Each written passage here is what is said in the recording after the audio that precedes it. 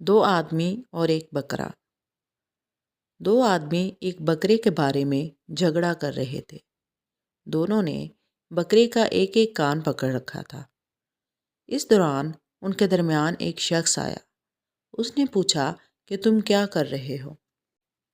दोनों ने उससे कहा कि तुम जो फैसला करोगे वो हमें मंजूर होगा। उस शख्स ने कहा कि अगर तुम दोनों मेरे फैसले पर राज़ी हो तो हर एक ये हलफ उठाए कि जो मेरा फैसला नहीं मानेगा उसकी बीवी उस पर हराम हो जाएगी। तो दोनों ने हलफ उठा लिया। फिर उस शख्स ने कहा कि इस बकरे के दोनों कान छोड़ दो। तो दोनों ने कान छोड़ दिए। अब उस शख्स ने बकरे का कान पकड़ा और चलता बना। दोनों बस देखते ही रह गए। उससे बात करने पर भी कादिर ना रहे कि अगर नाराज़गी का इजहार करें तो बकरे के साथ बीवी भी जाएगी।